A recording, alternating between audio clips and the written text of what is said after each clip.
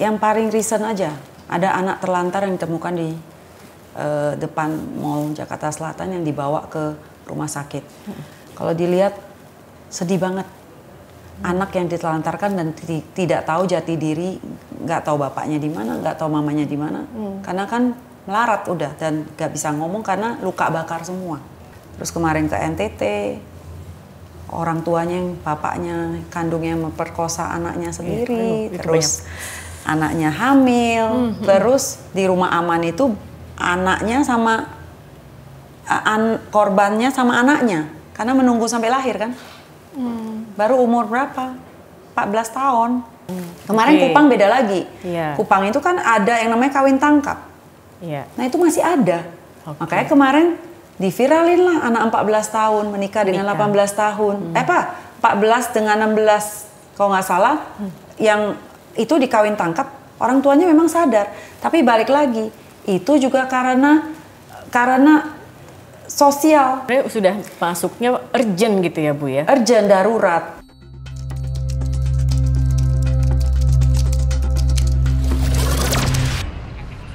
Halo, kembali lagi dalam podcast Penjaga Harapan. Masih bersama saya Zakia Arfan dan kali ini di Penjaga Harapan kita kedatangan seorang narasumber yang luar biasa. Kiprahnya dalam terkait dengan isu perempuan dan anak ini sudah tidak diragukan lagi. Inilah Ibu Veronica Tan, Wakil Menteri Pemberdayaan Perempuan dan Perlindungan Anak Indonesia. Selamat datang Ibu Vero. Terima kasih, senang sekali hari ini bisa hadir karena Bu Vero ini salah satu wamen yang kita tunggu-tunggu juga Bu, karena jujur ya Bu ya, kalau kita melihat nggak usah jauh-jauh lah, seminggu terakhir belakangan ini saja gitu, yang namanya kasus kekerasan pada anak, perempuan itu menjadi headline selalu di media sosial begitu. Dan tentunya Bu Vero meskipun sudah punya latar belakang ya Bu, dulu pernah menjadi ketua PKK DKI Jakarta, bukan hal yang asing untuk mengurusi perempuan dan anak. Tapi kalau dari sudut pandang Bu Vero melihat banyaknya kasus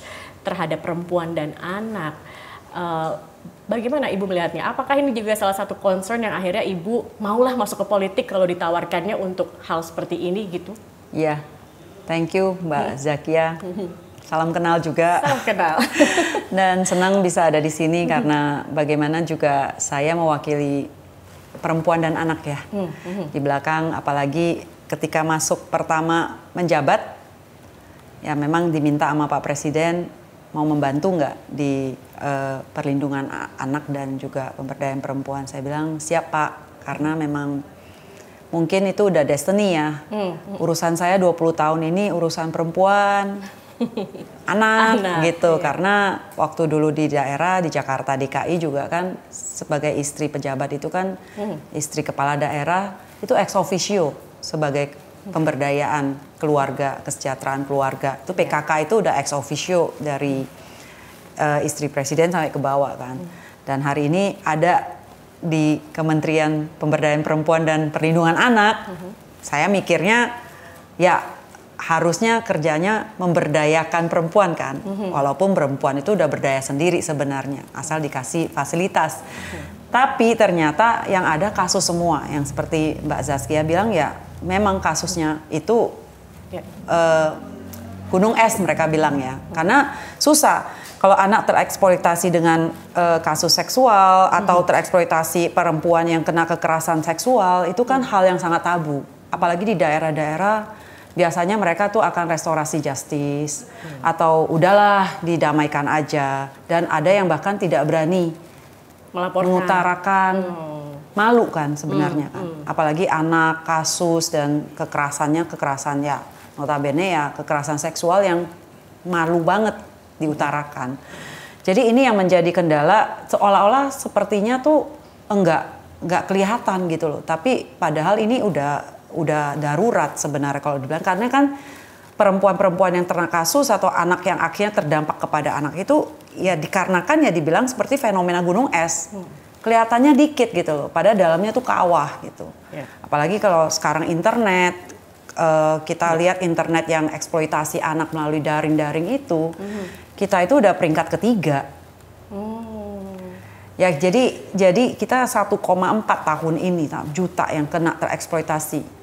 Berarti sebenarnya sudah masuknya urgent gitu ya Bu ya? Urgent, darurat. Jadi program Pak Presiden untuk anak generasi emas 2045, untuk program MBG benar, untuk program health screening, untuk sekolah rakyat benar. Tapi ketika masuk kepada perlindungan, berarti kan anak-anak yang tereksploitasi dengan kasus, dengan banyak kekerasan dan hal itu.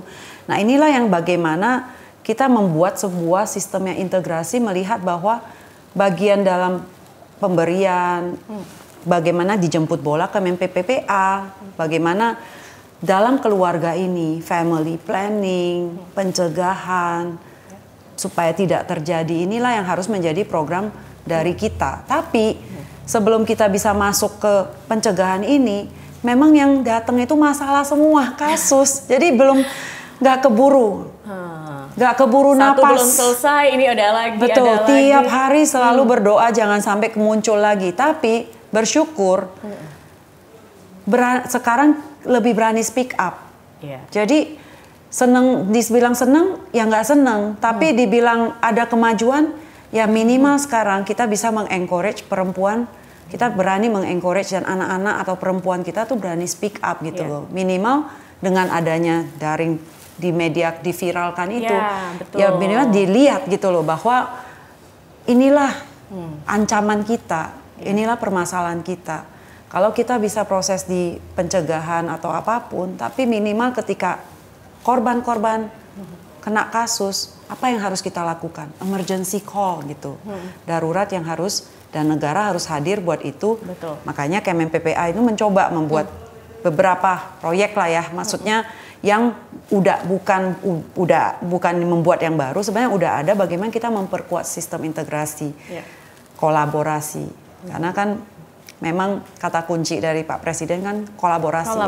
Betul. Itu yang menjadi kunci kita sehingga kita semangat gitu loh, karena antara wamen-wamen, kementerian semua itu enak, kita butuh apa cepet gitu loh. Jadi ini yang memberi semangat ya, artinya kalau ada kita sakit atau apapun, yang penting kita tahu sakitnya apa, ya kita bisa memperbaiki. Tentu balik lagi ketika kita bilang harus memperbaiki, kita perlu tools, kita perlu SDM, kita perlu pemberdayaan, penguatan layanan. Nah ini yang sedang kami kerjakan. Gitu. Oke, baik. Tapi saya ingin tahu nih Bu Vero, dari sekian banyak kasus begitu, mungkin Bu Vero juga pernah terjun langsung begitu ya Bu ya, mendampingi, memberikan pendampingan dan lain-lain gitu kepada mungkin korban dan lain-lain. Ada tidak Bu mungkin kasus momen yang buat Ibu menyentuh, berkesan selama Ibu menjadi wamen atau bahkan sebelumnya terkait dengan perempuan dan khususnya anak-anak ini Bu? Wah, kalau misalnya mau bilang kasus, jujur ya sebelum jadi wamen ini, saya nggak membayangkan kasus yang mengerikan yang terjadi yang dilihat setiap hari. Misalnya yang paling recent aja, ada anak terlantar yang ditemukan di depan Mall Jakarta Selatan yang dibawa ke rumah sakit. Kalau dilihat sedih banget. Anak yang ditelantarkan dan tidak tahu jati diri, nggak tahu bapaknya di mana, nggak tahu mamanya di mana. Karena kan melarat udah dan nggak bisa ngomong karena luka bakar semua. Ini satu yang paling deket ini yang sedang Bu Menteri juga menjenguk gitu. Tapi kita juga di backup ada yang bantuin bagaimana pendanaannya supaya anak ini bisa menjalankan operasi. Dan sekarang masih ada di rumah sakit. Nah anak ini masih umur 7 kurang lebih, lupa ya sekitar segitu, masih kecil gitu loh. Tapi ditelantarkan gitu loh. Nah yang kedua, kita juga lihat ya banyak ya sebelum hari pertama tahun lalu itu udah banyak banget kasus anak diperkosa. Terus kemarin ke NTT, orang tuanya yang bapaknya kandungnya memperkosa anaknya sendiri, terus anaknya hamil, terus di rumah aman itu anaknya sama korbannya sama anaknya karena menunggu sampai lahir kan. Baru umur berapa? 14 tahun. Terus ada anak yang sekolah lagi kuliah, tiba-tiba perkosa pamannya. Nah ini bapak tanda petik kita nggak bilang bapak darah ya, mungkin bapak angkat, tapi ada juga kejadian yang papa kandungnya memperkosa anaknya sendiri juga dan disuruh diem gitu. Nah hal-hal seperti ini kan yang penting kita lihat ada hal-hal seperti ini banyak. Tapi kan yang penting kita bagaimana membuat satu solusi. Pelaporan, pendampingan hukum, pendampingan psikolog dan segala macam harus tepat dan cepat. Karena penanganan kasus kan. Betul. Dan setelah kami melihat memang dalam penanganan kasus itu kita perlu sistem dan integrasi yang ada, tentu akhirnya balik lagi kepada kita. Kalau kita tidak bisa mempercepat dalam penanganan kasus, yang terpikir kita adalah memberikan ketahanan resiliensi. Berarti kita harus mengajar anak-anak kita itu untuk melek hukum, mengajar anak-anak kita itu batasan-batasan, mengajar anak kita itu batasan-batasan ketika orang sudah menyentuh di daerah yang batasan-batasan, kita harus mengerti itu udah ke area. Nah, akhirnya itu membuat sistem-sistem yang kita harus membuat dari sistem hulu sampai dari hilir harus ditanganin. Tapi apa yang harus kita persiapan supaya anak-anak kita resilient terhadap semua dampak-dampak yang bisa memberikan dampak korban terhadap anak-anak kita gitu loh. Eksploitasi kepada ini yang nantinya ke perdagangan orang dan akhirnya ya itulah yang akhirnya terjadi gitu loh, karena ya ujungnya itu karena kita nggak melekkan generasi kita gitu loh, bahwa udah terlalu banyak yang seperti itu dan batasannya di mana ya kita harus belajar gitu. Nah memang kalau kita melihat ya kasus kekerasan pada anak, perempuan dan lain-lain, ini kan panjang sebenarnya Bu ya rantainya, dalam arti begini. Ada namanya pernikahan dini anak. Kasus di Indonesia itu banyak sekali ya. Betul. Pernikahan dini anak masih di bawah usia masih di bawah usia pernikahan tapi sudah dinikahkan begitu. Itu sebenarnya sumbernya di situ. Dan ini terjadi banyak terutama mungkin di pelosok-pelosok dan lain-lain seperti itu. Kemudian juga orang tuanya, bagaimana kesiapan mereka ketika memiliki anak begitu kan Bu ya. Apalagi dengan kondisi ekonomi yang mungkin sulit begitu dan tidak mudah begitu untuk bisa membesarkan anak begitu Bu. Dari sekian banyak kasus Ibu melihat ini, apa kemudian yang menjadi program prioritas? Kalau tidak salah kan di awal Ibu menjadi wamen itu kan Pak Prabowo sempat menitipkan seperti permasalahan stunting, makan bergizi, posyandu, imunisasi begitu. Tapi setelah melihat realita, apa kemudian yang menjadi program prioritas begitu Bu? Apakah tetap ini atau Ibu kemudian men-set lagi program-program lain sebagai prioritas? Ya makanya dari belanja masalah, karena kita lihat ujungnya adalah ekonomi. Jadi kan ketika, kita ngomong Jawa Barat, segmen-segmen kan berdasarkan daerah kan beda. Ngomong pernikahan dini. Jawa Barat ketika perempuan 15 tahun tidak menikah, mereka dianggap secara sosial, mereka mendapat tekanan, nggak laku. Nah itu permasalahannya kan kita harus di akarnya dulu. Nah ketika dia nggak merasa ini, akhirnya tekanan sosial itu membuat anak ini menikah kan. Tapi apakah mereka ready menikah? Nggak ready. Nah sehingga mereka lah akhirnya balik lagi, yang terdampak itu adalah perempuan. Umumnya laki tidak begitu dibegitukan, karena tekanan sosial itu lebih ke perempuan. Karena umur. Tapi ketika mereka jadi janda, itu malah bangga. Karena sosial juga, karena 15 tahun kan kalau nggak menikah nggak laku. Setelah menikah cerai dia boleh keluar. Nah itu Jawa Barat. Maka itu yang berdampak kepada kenapa padat sekali, family planning nggak ada, punya anak banyak. Persiapan menikah, persiapan nggak? Nggak persiapan. Kita punya undang-undang yang mengacu pengadilan kalau menikah itu di atas 19 tahun baru tercatat secara hukum di negara. Tapi karena agama mengizinkan kawin siri, tetap aja nikah. Balik lagi karena tekanan. Balik lagi kan. Di situ kita akan lihat isunya seperti apa, daerahnya seperti apa. Harusnya kita ajarin, pinterin anak-anak, pinterin perempuannya.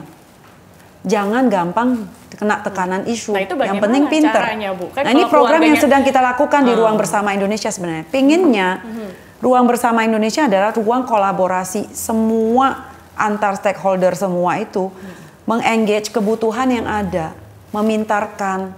Nah, ini adalah gerakan yang lagi kita planningkan sebenarnya untuk kita lakukan melalui bantuan-bantuan lah, mau Google, Meta segala macam. Sekarang kita minta kalau mainstreaming, berilah pendidikan karakter building, berikanlah algoritma yang mendukung untuk pendidikan, edukasi, supaya algoritma yang keluar bukan algoritma yang aneh-aneh, yang gampang di feeding, yang gampang cari duitnya seolah-olah. Notabene itu pornografi yang terselimut.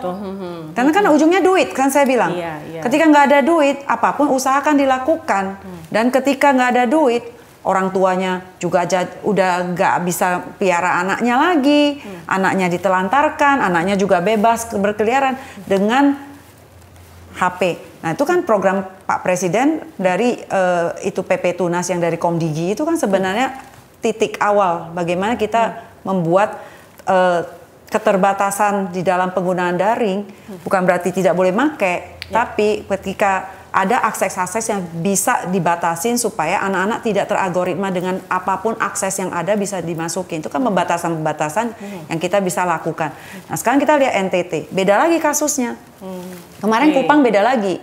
Kupang itu kan ada yang namanya kawin tangkap. Nah itu masih ada. Makanya kemarin diviralin lah anak 14 tahun menikah dengan 18 tahun. 14 dengan 16 kalau nggak salah, yang itu dikawin tangkap, orang tuanya memang sadar. Tapi balik lagi, itu juga karena sosial. Jadi dianggap mereka udah pacaran, seolah-olah dari budaya tuh ditangkap dikawin, nggak melihat. Sebenarnya parentingnya itu harusnya orang tua sadar. Orang 14 tahun masih teriak minta susu kok sama mamanya, diviralin gitu loh. Mana mungkin ready untuk menikah.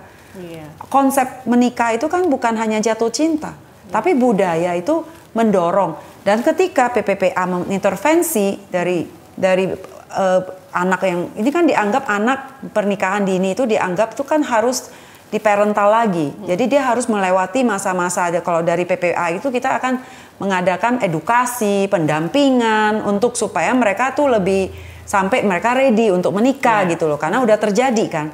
Tapi malah sama budaya di dalamnya dengan para tanda petik ya saya juga nggak tahu ya para budaya di sana ada orang-orang yang ada di Kupang, pemudanya, elderly-elderinya ngomong, kok negara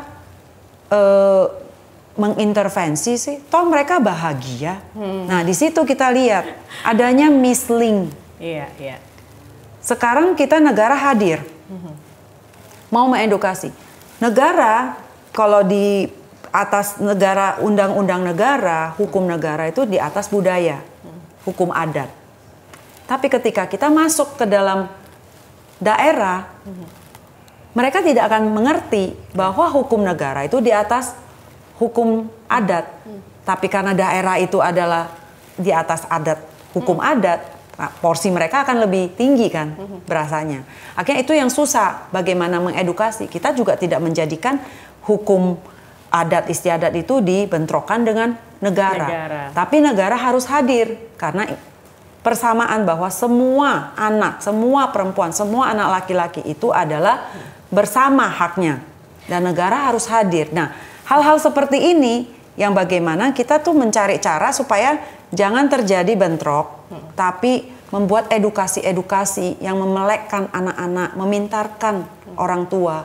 Nah, tentu balik lagi, kolaborasi ini penting. Nah, dalam 8 bulan ini kita belanja masalah.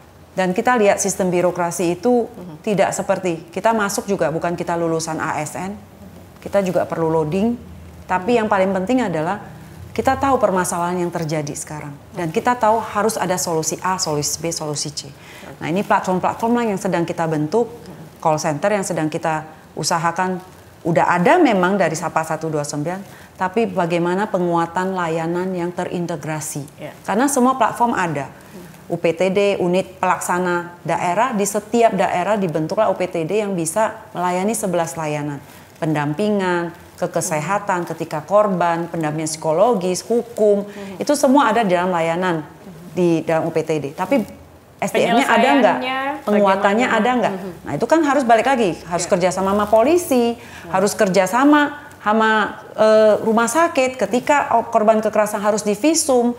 Nah uang visumnya dari mana? Karena ketika divisum masuk rumah sakit dianggap visum itu bukan dianggap kesehatan tidak tertular yang bisa di cover BPJS karena kan nggak dianggap sebagai penyakit. Tapi sebenarnya efeknya adalah ketika korban perkosaan hamil kena HIV, ini kan sebenarnya menjadi penyakit. Nah, loophole inilah yang sebenarnya kita lagi pemetaan dan dengan platform yang kita sedang perkuat supaya integrasi antara kejadian ada, polisi ada nggak, polisi cepat nggak, sistem berapa lama. Harus sampai kasusnya minimal ingkrah 2 tahun, nggak boleh lebih dari itu. Bagaimana pengawalan? Ini kan perlu sistem integrasi yang kuat. SAPA 129 ada, tapi masih manual. Nah ini yang sedang diadakan penguatan SAPA 129 yang terintegrasi. Terus ruang bersama itu lebih ke pencegahan. Bagaimana edukasi, bagaimana membuat ruang engagement bersama, kolaborasi semua. Desa hukum, Kementerian Hukum ada Posbangkum yang paralegal bisa melek. Nanti dari Kementerian Desa ada program apa? KKBN ada program keluarga KB-nya. Nah inilah harusnya kita jahit gitu di bawah. Nah sementara sekarang kan semua kementerian kita lagi mencoba-coba untuk mencari istilahnya apa sih yang bisa bantuan langsung ke desa atau ke kota atau ke daerah. Nah inilah yang harusnya kita nanti udah menemukan tools-toolsnya masing-masing, ini yang harusnya dijahit menjadi sebuah kolaborasi. Tapi ya memang waktu 8 bulan kita masih loading dan kita masih mencari fakta-fakta apa, karena birokrasi tidak boleh dilewatkan. Kita juga harus tapi kita tahu birokrasi lama. Caranya cepat apa? Lakukanlah pilot task force, yang itu kita bisa lakukan. Nah penguatan itu ada nggak? Ada, tapi sedang harus ada SDM-nya, harus ada penguatan, harus integrasi, harus kolaborasi. Nah ini yang jadi PR yang sedang kita lakukan. Ini sedang digodok begitu ya.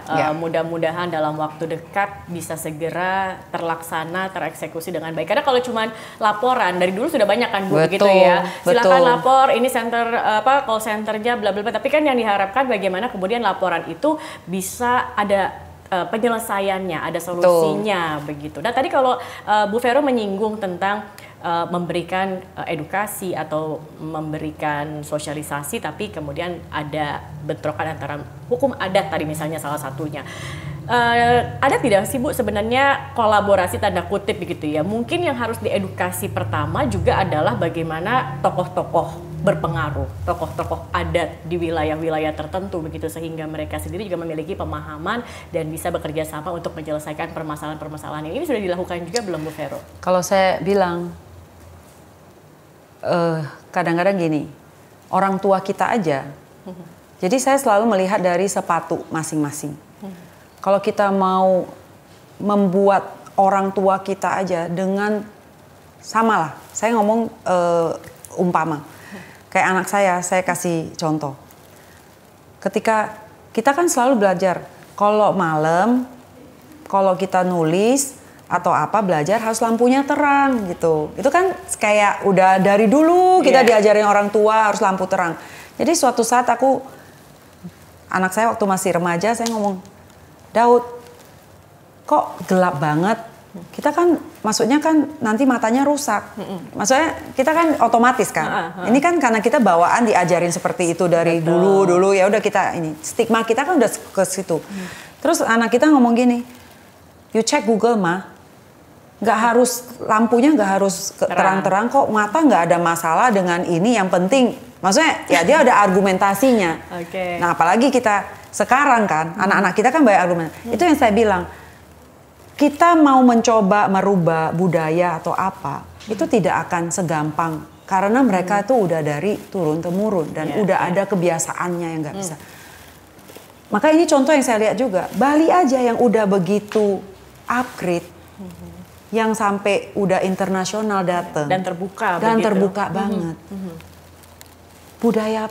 Budaya Balinya kuat banget gak? Kuat.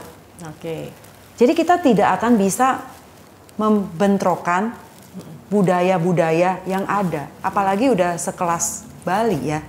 Tapi masih ada nggak budaya perempuan yang patriarki dan segala macam? Masih gitu loh. Jadi yang paling penting adalah caranya kita sekarang. Kita nggak bisa. Yang penting kita kolaborasinya, saya bilang gini, pintarkan perempuan saja, bikin perempuan berekonomi, bikin perempuan beruang. Bukan arti kita mata duitan gitu ya, enggak gitu loh. Tapi maksud aku, ketika perempuan punya akses finance, ketika perempuan tahu bahwa perempuan itu adalah bukan kepala ibu rumah tangga, tapi dia kalau ketika dia memang petani, ya dia petani gitu loh. Sehingga akses finance bisa ke dia gitu. Nah, kita tinggal pinterin aja karena kita banyak sekali perempuan temukan daerah itu perempuan itu just like meant to be. Hidup saya begini. Bagaimana kita pinterin dia supaya ketika dia punya ekonomi, dia punya perempuan, dia punya uang, dia punya istilahnya dia pasti akan dia punya finance aja lah. Dia akan menolong anaknya gitu loh. Jadi contoh yang di NTT saya bilang itu budaya kenceng banget. Maksudnya budaya kuat gitu loh.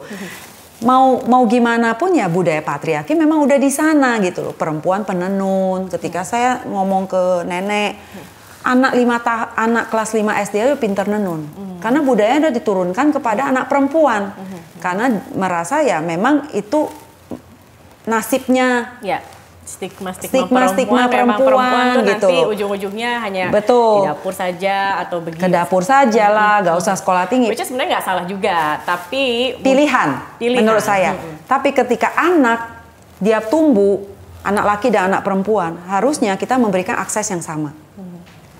Kesempatan sekolah, kita harus memberikan kesempatan yang sama untuk sekolah. Semua harus sehingga mereka tumbuh sejajar gitu loh, bukan sejajar dengan nanti suatu saat mereka mau menikah, mereka mau menerima untuk oke, saya dukung suami, saya mau di rumah itu nggak apa-apa. Tapi awal-awal akses itu kita harus didik, jangan kasih kejomplangan. Kita udah memberikan akses yang sama kepada perempuan, kita didik. Kalau memang kamu petani, kayak kemarin di NTT kita lihat bambu-bambu, banyak mama bambu, ada mama bambu yang kita kasih pembibitan. Bagaimana kita kerjasama dengan perhutanan, bahwa ada perhutanan sosial kalau memang bukan kepala keluarga yang bekerja perempuan, berikanlah itu kepada perempuan. Betul. Sehingga community perempuan itu, penggerak perempuan itu, dia orang sadar bahwa dia orang bukan cuma ibu rumah tangga, mereka itu adalah penggerak ekonomi. Nah itu yang kadang-kadang kita pikir kita bisa mendidik mereka seperti itu, kita bisa mengedukasi mereka, hanya tinggal diklikkan aja gitu loh, karena mereka itu udah berdaya sendiri gitu. Nah kejadian kalau yang seperti NTT ketika kita ngobrol sama kepala desa, mereka cuma ngomong gini, iya Bu, yang membibit, kan saya iseng kan, saya nanya, ibu-ibu aman nggak semua? Semua pada diem, aman. Karena mereka nggak berani ngomong. Mereka KDRT pun nggak berani ngomong. Memang udah merasa ya udah hidup saya kayak gini pasrah, ya ginilah, pasrah aja gitu. Tapi mereka pekerja, pembibitan mereka, yang manen, yang menanam suaminya. Nanti yang menghasilkan panen si istri. Artinya apa? Kalau di dalam company mereka udah partnership. Tapi ketika menjual, yang megang duitnya laki. Terus kalau laki yang namanya udah punya duit, daerah sana, kadang-kadang kalau udah situ kan tua ya, ada tua, minum, ada duit, mungkin dipakai, pulang nggak kasih duit. Nah itu yang terjadi sebenarnya. Akhirnya KDRT. Nah kita melihat belah masalah-masalah yang ada, sehingga kita lihat banyak sekali perempuan-perempuan yang sebenarnya mereka udah petani tapi KTP-nya masih ibu rumah tangga. Terus kita lihat loophole-nya di mana. Ketika financing bank mau bantu, nggak bisa. Kalau KTP-nya ibu rumah tangga, akses finance-nya nggak ada. Jadi banyak penemuan-temuan kita yang harusnya kita jahit. Bagaimana perhutanan sosial tidak melihat kepala keluarga sebagai penerima manfaat. Tapi perempuan bisa menjadi penerima manfaat. Ketika kepala keluarga menerima manfaat, tingkat dibagi. Yang bekerja itu siapa? Perempuan kah? Ya nggak apa-apa, perempuannya yang menerima manfaat. Jadi afirmasi-afirmasi yang seperti 30% penerima manfaat harus dikasih kepada perempuan. Nah itu harus dibuka melalui kebijakan-kebijakan yang kita lakukan melalui pilot-pilot. Nah ini yang harusnya kan menjadi kebijakan yang kita bawa Jadi perempuan ada di kementerian manapun, afirmasi 30% untuk partisipasi perempuan di politik, itu kan menjadi akses. Tapi bagaimana di desa-desa ketika pembagian perhutanan sosial, bukan mau urusin perhutanan sosial, di dalamnya harus dimasukkan perempuan supaya anaknya terlindungi gitu.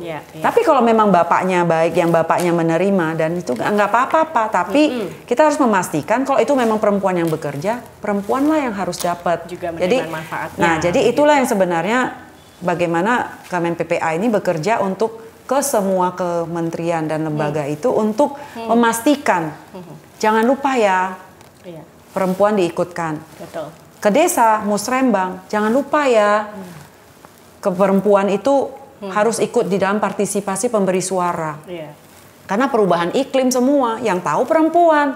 Ketika nggak ada air, ketika sungainya kering, itu semua yang tahu perempuan. Bapaknya kerja keluar mungkin. Nah kira-kira kadang-kadang terlalu detail ngomongnya karena kalau kita tidak turun, kita tidak lihat lapangan, kita tidak tahu loophole itu di mana yang harus dijahit, yang kadang-kadang nggak kelihatan, tapi seolah-olah udah ada gitu loh. Betul. Karena peran perempuan, ibu, istri itu kan juga besar begitu ya dalam keluarga ya, Bu ya. Mungkin kalau laki-laki pencari nafkah, tapi kalau perempuan itu kan mengurusi banyak hal. Terkadang juga ikut mencari nafkah, tapi juga membesarkan anak, mengurus suami, mengurus segala perintilan rumah tangga. Saya ingat dulu nih mungkin sedikit curhat juga, almarhum papa saya pernah bilang, anak perempuan, aku manggil Abi kan, anak perempuan Abi itu pokoknya harus sekolahnya tinggi begitu, nggak boleh sekolah cuma misalnya di tingkat tertentu begitu. Kenapa? Terserah nanti mau kerja atau mau jadi ibu rumah tangga nggak apa-apa. Tapi kalau semakin kita banyak mengenyam pendidikan, perspektif kita semakin luas. Kita semakin banyak wawasan, banyak melihat seperti apa dunia. Jadi ketika kita membesarkan anak, kita tuh lebih tanda kutip banyak hal yang mungkin hal-hal sepele gitu Bu. Misalnya kayak tadi, benar gak sih emang kalau anak masalah lampu kalau kayak Bu Vero tadi bilang, terang gelap, mungkin pas anak ngomong gitu kita jadi punya inisiatif untuk googling. Oh ya emang iya ya, ada jurnalnya, memang ada apa nih, ini omongan dari mana, apakah bisa dipercaya atau enggak. Jadi lebih teredukasi dan dia bisa membesarkan anak juga lebih baik begitu. Ini yang aku tangkap. Jadi sebenarnya memang pemberdayaan perempuan ini sangat penting sekali dilibatkan dalam segala aspek begitu ya Bu ya. Ini sangat penting sekali dan ini menjadi salah satu concern dari PPPA sendiri. Iya, sebenarnya saya bilang kalau kita ini, kalau ibu rumah tangga ini yang juga menjadi sebenarnya program yang jadi roadmap-nya juga ada di Kementerian. Karena dari G20 itu juga sudah mendeklarasikan bahwa care ekonomi itu menjadi ekonomi baru. Jadi banyak sekali perempuan-perempuan yang sebenarnya mempunyai peran ganda. Di rumah, kalau ngurus satu rumah itu manajer loh kalau di luar. Benar. Dan lelah ya Bu ya. Lelah kan? Kita sepertinya semua ada hari liburnya. Benar. Dari ujung nyiapin makanan, beli, semua ngaturin PRT, bagaimana manage itu kan sebenarnya dilihat hal kecil. Tapi ini adalah manajemen. Betul. Nah, kalau kita udah bisa manajemen dan ini segala macam, apakah ini harus diapresiasi? Apakah care workers? Nah, ini yang saya temukan juga, yang sebenarnya ini bisa menjadi program yang sedang kita peta jalankan. Karena memang itu udah inisiatif dari Bappenas dan ada roadmap itu juga ada di Astacita Pak Presiden gitu. Sebenarnya bagaimana menjadikan care ekonomi menjadi ekonomi baru, ekonomi keperawatan gitu loh. Bagaimana menilai, memvalue sebuah, kalau kayak kita ngomong peran perempuan 30% harus partisipasi. Tapi ketika kita tahu terkendala punya anak, terkendala ini dan mempunyai peran ganda yang tidak ada value-nya, profesinya. Sehingga itu kan yang menjadi penghambatan sebenarnya. Bagaimana memvalue sebuah profesi dari caretaker itu menjadi sebuah ekonomi. Akhirnya ini kan akan menjenjang karir. Nah ini sebenarnya banyak sekali hal-hal yang sebenarnya bisa dikerjakan dan partisipasi menurut saya, bukan menurut saya sih, sebenarnya menurut data. Kita ada 60% perempuan, 49% perempuan. Kan perempuan pria dari jumlah penduduk kita. Terus productive age. Kita itu 60% perempuan juga. Nah, kalau kita tidak mencarikan ekonomi baru yang untuk memberdayakan istilahnya memberikan akses lah sebenarnya. Afirmatif. Bukan soal memberdayakan ya. Saya bilang sih perempuan itu kalau ditaruh di mana aja bergerak kok. Survivalnya tinggi. Survivalnya memang tinggi kan. Dan yang penting ini aja, nah bagaimana ini menjadikan sebuah ekonomi baru gitu loh. Di dalam peran, sehingga dia dapat akses, dia bisa berkarir. Dan ini akan membantu ekonomi sebenarnya. Baik. Tadi kita sudah bicara banyak isu begitu ya Bu ya. Nah salah satu yang juga menjadi concern saat ini adalah tadi sebenarnya sudah disinggung juga sama Bu Vero terkait dengan bagaimana kita sudah masuk ke era digital. Pornografi saat ini di era digital ini kan sangat sulit dikendalikan ya Bu, dengan konten-konten yang mungkin juga kayak Ibu bilang algoritma ini, karena saya ingat kalau di China sendiri algoritma untuk anak itu malah banyak yang lebih edukatif begitu ya kan. Di Indonesia aku nggak tahu bagaimana kemudian dari peran PPPA itu sendiri, dan ini terkait juga dengan mental health Ibu. Ya, banyak juga anak-anak terutama di generasi muda saat ini yang terkena mental health, yang juga berkaitan dengan sosial media, pressure dan segala macam. Ini bagaimana? Ini juga menjadi concern kah, Bu? Sebenarnya mental health ya, kalau ngomong sekarang mental health ya, saya jadi ingat ketika anak perempuan saya itu masih 12 tahun.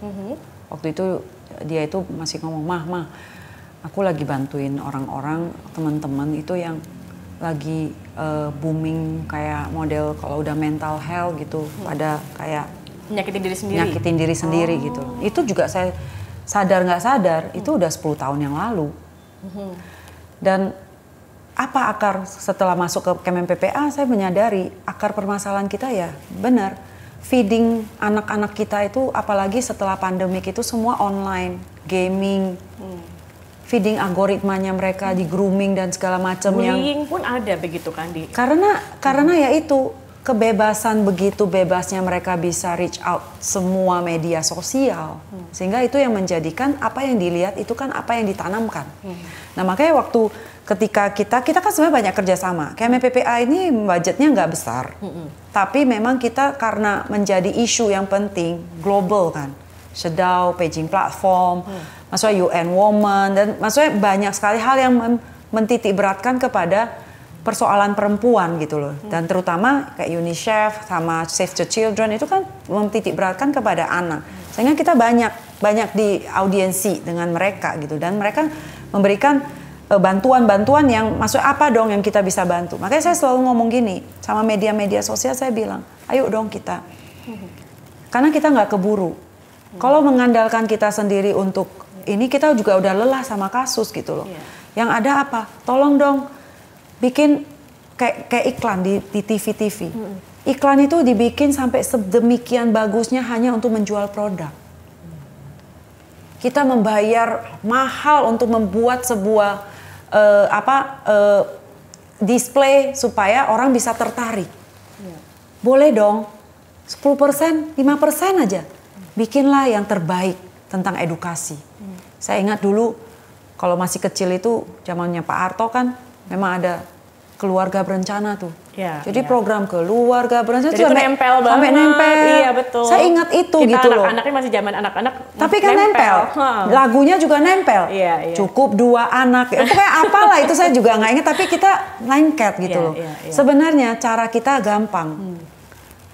Bikin yang sama. Sama-sama kita jadikan sebuah gebrakan. Mau dimanapun. Jadikanlah itu CSR. Program edukasi. Karena gimana bisa mental health? Karena anak-anak kita itu parentalnya kurang udah. Pembangunan character building nggak secepat mereka lihat grooming media sosial, permainan, game, semua feeding, nggak secepat. Komunikasi dengan orang tua, apakah orang yang pertama dicari ketika anak patah hati itu orang tua? Belum tentu sekarang, karena orang tua pun main gadget. Distract dengan semua TikTok, media, dan apapun yang muncul. Kalau yang urusan orang-orang, kan urusan orang paling seneng kan? Maksudnya paling menarik daripada ngurusin edukatif. Hidup orang gitu ya. Nah sekarang kita lihat banyak AI.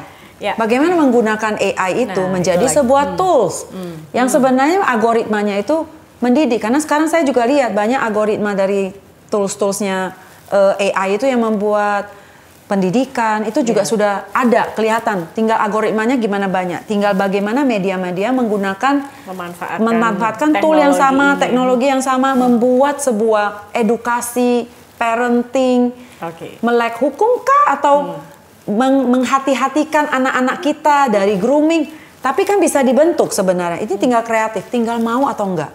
Saya yakin kita bisa menggunakan alat yang sama, memberikan CSR melalui media 5 menit, 1 menit aja, nggak usah panjang-panjang kok sebenarnya. Tapi itu serentak dilakukan semua media untuk mengedukasi dan konsisten terus-menerus begitu hingga karena menempel. Itu akan nempel. Betul. Karena kita kan selalu akan nempel dengan apapun yang kita lihat terus. Kalau yang algoritma yang kita lihat itu terus, ya anak akan belajarnya itu terus. Tapi kesempatan kita ada nggak? Ada, kecuali kita sering-sering melakukan. Kalau kita kesempatan komunikasi kita aja jarang, mau gimana anak kita? Sedangkan dia feeding dari media sosial jauh lebih banyak daripada ini. Tanggung jawab orang tua ada. Makanya kita minta ketika anak dalam remaja itu, apakah yang dicari itu, apakah orang tua engkau hadir? Ketika anakmu membutuhkan, apakah dia cari orang lain, orang yang nggak dikenal, orang asing, sebagai tempat curhat dia pertama, ataukah orang tua yang menjadi curhat. Nah ini juga panggilan yang bagaimana kita juga parenting kepada orang tua. Karena satu hal, sorry agak panjang ini, karena ketika MBG kemarin, kita kan ada MBG acara ke anak, ke ibu hamil. Jadi kita ke Posyandu. Waktu itu saya ingat, terus saya ngomong, pengen neneknya yang bawa cucu datang. Terus wawancara dong, ngobrol dikit, saya tanya, Nek, kok ini anaknya berapa? Anak saya ada 4, cucunya berapa? 8 gitu, banyak lah gitu. Kok jadi nenek? Iya, dia bilang, yang penting saya hanya berdoa, dia bilang, anak saya sehat aja. Cucu-cucu saya semua sehat. Saya bilang, anaknya di mana? Tidur-tiduran. Jadi generasi nenek, generasi mama kita itu masih zaman yang benar-benar masih disiplin, bekerja, cuci baju di rumah, siapin makan dari pagi. Tapi generasi keduanya udah model santai, terus nikah muda, punya anak. Yang jaga siapa? Belum siap. Yang jaga siapa? Neneknya. Nah neneknya makanya cuma berdoa. Nah inilah fakta generasi kita udah kurang. Kenapa bisa jadi mental? Ya belum cukup usia menikah, buat keluarga baru, tidak punya tanggung jawab, bentuk lagi keluarga baru, akhirnya jadi beban. Dan ekonomi nggak ada. Nah inilah yang sebenarnya capture yang harus kita lakukan, apa yang bisa kita lakukan cepat dan enggak. Oke baik, saya mendengarnya saja sudah ikutan pusing ya Bu, dalam arti ini banyak sekali masalahnya, banyak sekali yang harus dibenahi. Makanya kita jahit. Ya dan challenge-nya, tantangannya juga tidak sedikit begitu untuk bisa merealisasikan program-programnya bagus kalau kita melihat sudah bisa menyentuh ke akar permasalahan sebenarnya, tetapi mungkin juga masih banyak challenge di lapangan yang harus dibenahi lagi. Nah Bu Vero, sebenarnya masih ingin ngobrol lagi tapi sayang waktu kita terbatas. Saya ingin terakhirin nanya sama Bu Vero, Bu Vero ini kan seorang ibu, kemudian seorang wanita juga Ibu. Apa kemudian warisan jangka panjang yang ingin Ibu tinggalkan ketika mungkin nantinya sudah tidak menjabat lagi sebagai Wamen PPPA, begitu kebijakan, mungkin solusi yang diberikan, apa yang ingin Ibu berikan untuk negara dan bangsa ini dari kontribusi Ibu ketika sekarang diberikan amanah sebagai Wamen PPPA ini Bu? Maka dalam waktu 4 tahun lebih berapa ratus hari, kita udah kerja 100-an hari kayaknya ya. Saya berharap yang ditinggalkan itu adalah sebuah sistem. Jadi sistem yang bisa dari kasus, penegakan hukum, itu sistem harus dibuat dengan baik dan sustain. Bagaimana dari sistem itu, sustainability-nya ada. Sehingga yang ditinggalkan itu bukan siapapun yang menjabat. Tapi sistem penegakan hukum, sistem memberikan pertolongan pertama kepada korban, sistem bagaimana mengedukasi, itu harus sudah ada di dalam Kemen PPPA ini. Supaya ketika ditinggal, siapapun itu, dengan adanya sistem yang ada, bukan siapa saya, bukan siapa dia, tapi tidak pandang siapapun, ini akan memberikan hak yang sama kepada semua perempuan dan anak, terlebih kepada korban. sebenarnya. Nah ini yang sedang mau dibangun, sebuah sistem, apakah sistem ini berdiri sendiri atau seperti apa, ini legacy yang harus ditinggalkan. Karena sistem yang akan menjaga sebenarnya, bukan siapa dia gitu. Tapi sustainability itu penting gitu. Betul. Makanya sekarang ini lagi dikunci bagaimana kolaborasi menjadi sebuah command center yang bisa menolong gitu, tapi menjadi sebuah sistem yang tidak bisa dihilangkan ketika sudah tidak menjabat. Okay. Ya hanya bisa itu yang ditinggalkan. Orang kita juga, saya selalu bilang siapapun yang menjabat, kita seperti ini. Ketika tidak menjabat, kita juga yang akan menjadi rakyat yang akan menikmati juga. Nah, cara berpikir seperti itulah akan meninggalkan sebuah legacy sebenarnya. Ya. Jadi bukan siapa, tapi apa yang ditinggalkan. Dan warisan ini, sistem ini yang akan ditinggalkan, mungkin kan zaman akan terus berubah begitu ya, tapi setidaknya untuk saat ini sudah membentuk sistem yang jejak, yang bisa menemukan solusi atas permasalahan. Karena kalau kita melihat masalah perempuan, anak ini mungkin seminggu ke depan lagi akan ada lagi nih, begitu. Jadi saya sebenarnya salut dengan Bu Vero, begitu, dengan begini banyaknya masalah dan saat ini diberikan sebuah amanah, bisa menjalankan dan sudah punya program, pandangan, tentunya dalam Kementerian PPPA ini sendiri. Tapi saya senang sekali sih, karena kali ini benar-benar merasakan bagaimana kolaborasi begitu kuat. Okay. Karena saya yakin dengan adanya satu PPPA aja, saya bilang perlindungan anak di kita. Kita punya SAPA 129. Tapi kita seperti difabel. Karena kalau kita tidak ada koordinasi semua, kita hanya terima pelaporan. Tidak bisa yang mencabut hukumnya, ketika ada, ya misalnya kalau kita ngomong aja fantasi saudara yang kasus ini, yang mencabut kan dari Komdigi, terkena kasus anak-anak pedofil dan segala macam, dan itu udah dalam keluarga, inti terkecil. Terus penegakan hukum polisi, nanti ketika ini ditangkap, proses penegakan hukumnya kan udah di jaksa dan di hakim. Nah kita ini pelaporan, tapi kalau integrasi ini nggak ada, nggak bisa jalan. Akhirnya hanya jadi tempat pelaporan dan empati doang, datang hadir gitu. Nah ini yang seneng banget karena ketika ada apa-apa kita bisa ngomong ke kementerian lain. Lebih gampang untuk berkoordinasi WA, koordinasi. Ini yang membuat kita juga semangat. Sehingga betul. Ada solusi gitu loh. Tapi membangun solusi itu balik lagi SDM. Anak generasi emas itu perlu SDM lagi. Nah itu yang ada semangatnya, ada lihat sedihnya ya ada. Urusan kasus, terus kapan kita bangunnya ngurus kasusnya seperti ini. Tapi seneng lah, maksudnya semoga ini menjadi semangat bersama untuk kita kolaborasi, ya kata kunci tetap kolaborasi, yang penting jangan patah semangat karena tidak aja. bisa hanya diselesaikan oleh PPPA saja, begitu, ini butuh juga kolaborasi dengan lembaga-lembaga lainnya, karena ini kan banyak aspek yang kemudian harus dibenahi dan diperbaiki, bahkan untuk ditindak begitu. Dan Kabinet Merah Putih ini lah tempat kolaborasi yang buat saya ya semangat itu jadinya ada gitu. Oke, jadi memang sudah memiliki kesadaran masing-masing untuk berkolaborasi mencari solusi begitu. Bu Veronica, terima kasih banyak, punya tugas dan tanggung jawab yang besar, apalagi terutama perempuan dan anak, karena anak-anak inilah nanti yang akan menggerakkan bangsa ini, ya kan Bu, yang negara ini, anak-anak akan menjadi masa depan dari Indonesia ini, apalagi kita punya program Generasi Emas 2045. 20 tahun itu bukan waktu yang relatif singkat lah, 20 tahun, dan semoga